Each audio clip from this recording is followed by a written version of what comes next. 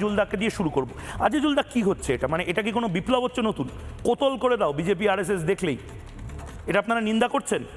দেখো, সংবিধানগতভাবে এই দেশে বাংলা সহ গোটা দেশে যে কোনো সংগঠন তার স্বাধীনভাবে কাজ করবে, এটা মৌলিক অধিকার, সাংবিধানিক অধিকার।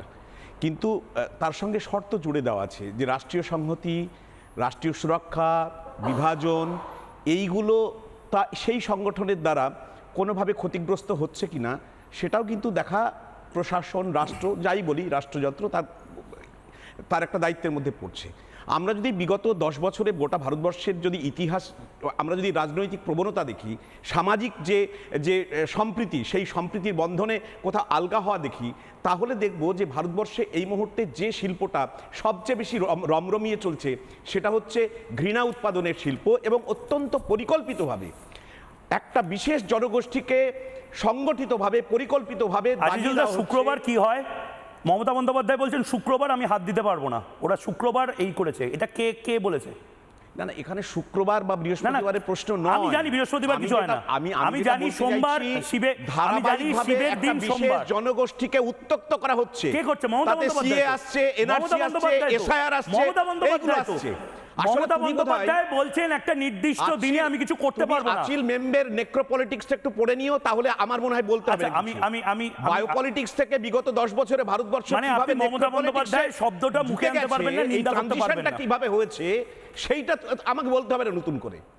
আজিজুলদা, আমি বলছি যে আরএসএস এর কোনো নেতা বা আরএসএস এর মোহন ভাগবত, দত্তাত্রেয় হোসবোলে, সুনীল আম্বেকর কেউ বলেনি যে আমি এই রাজ্যে এই দিন কোনো কাজ করতে পারবো না বা এদের কিছু করতে পারবো না, ওরা তো একত্রিত মব।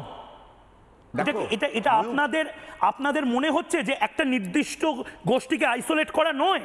এই বাংলাতেই আবার এমন প্রচারও হয়, বিভিন্ন রাজনৈতিক দল করে, মমতা বন্দ্যোপাধ্যায়ের সরকারের আমলে পশ্চিমবাংলায় সবচেয়ে বেশি আরএসএস এর শাখা সংগঠন এবং সাংগঠনিক বিস্তার হয়েছে, এই অভিযোগও শোনা হয়। আবার এই বাংলাতে মমতা বন্দ্যোপাধ্যায় তো দোষী, মমতা বন্দ্যোপাধ্যায় এখানে কি মমতা বন্দ্যোপাধ্যায় অভিযুক্ত? একটা বিচ্ছিন্ন বিক্ষিপ্ত ঘটনাকে ন্যারেটিভ বানাতে গিয়ে তুমি এই বাংলায় মমতা বন্দ্যোপাধ্যায় নিজের হাতেই নেই তৈরি করা হচ্ছে। জেহাদিরা মমতা বন্দ্যোপাধ্যায়ের কথা শুনছেন না, প্রবলেম তো ওখানে।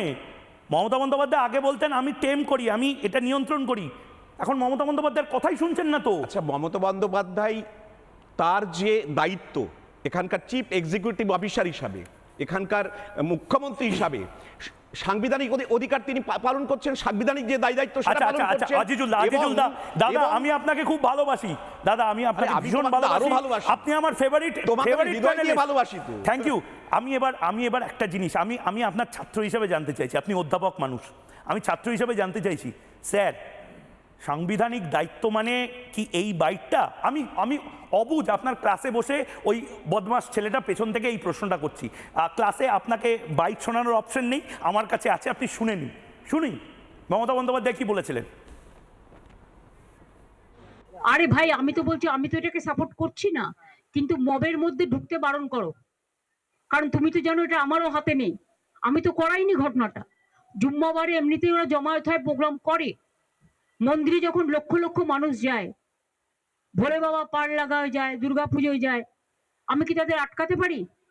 এটা তাদের স্বতঃস্ফূর্ত, কিন্তু স্বতঃস্ফূর্ততা থেকে দেখো ক্ষোভটা স্বাভাবিক, যেহেতু হাজার হাজার লোককে নোটিশ পাঠাচ্ছে, পরিযায়ী শ্রমিকদের উপর অত্যাচার হচ্ছে, যুক্ত হয়ে যাচ্ছে, বিজেপি এই দাঙ্গাগুলো লাগাচ্ছে এবং এর পেছনে গভর্নমেন্ট অফ ইন্ডিয়ার এজেন্সি আছে। আমি এটাকে নিন্দা করি, তীব্র নিন্দা করি, এবং আমি সংখ্যালঘু ভাই বোনদের কাছেও আবেদন করব, যারা করছেন শান্তিপূর্ণভাবে আমাদের উপর ভরসা রাখুন, কোনো সাংবাদিকদেরও গায়ে কেউ হাত দেবেন না। 30 সেকেন্ডস কি বলবেন?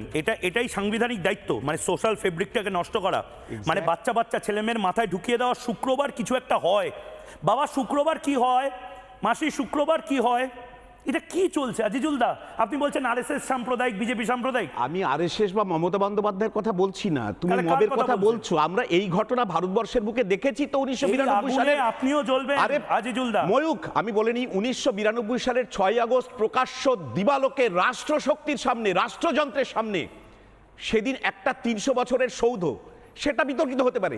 সৌধকে ভেঙে গুঁড়ি দেওয়া হয়েছিল এবং তারপরে যিনি প্রধানমন্ত্রী হয়েছিলেন সেই ঘটনার তিনি কতটা আহত হয়েছিলেন মানসিকভাবে তিনি সেটা কন্ট্রোল করতে পারেননি।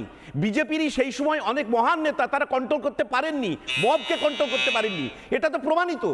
দিনের আলোয় গোটা ভারতবাসী দেখেছে, গোটা বিশ্ব দেখেছে। ঠিক, নতুন করে আপনাকে আমি ধন্যবাদ জানাই অন্তত আপনি আমার শোতে বসে এটা বললেন যে সেই সৌধটি বিতর্কিত ছিল, এটা বলার জন্য গাছ লাগে। ইতিহাস পড়া ভাই, আমি আপনাকে ভালোবাসি, আই লাভ ইউ আজিজুল দা। আমি আমার ভয় লাগছে আজিজুল বিশ্বাসও এই আগুন থেকে বাঁচবে না। আজিজুল বিশ্বাস এইটা বলার জন্য কালকে হয়তো 5-6 জন মিলে বলতে পারে তুমি কেন বললে, তোমাকে আমি সোশ্যালি বয়কট করলাম। খারাপ লাগছে দাদা, এই দেশটা আমার আপনারই থাকবে। আমি আরএসএসকেও ভয় পাই না, আমি ইসলামিস্ট মৌলবাদী তাদেরকেও ভয় পাই না, কারণ আমি ইতিহাসটা পড়াই, আমি ইতিহাসটা জানি, ভারতবর্ষের বহুত্ববাদটাকে বুঝি। আমি শুধু ম্যাকাউলের ইতিহাসটা পড়াবেন না। আমি নানা ধরনের কন্টেন্ট দেখার জন্য লাইক করুন, শেয়ার করুন আমাদের ফেসবুক পেজ, সাবস্ক্রাইব করুন আমাদের ইউটিউব চ্যানেল।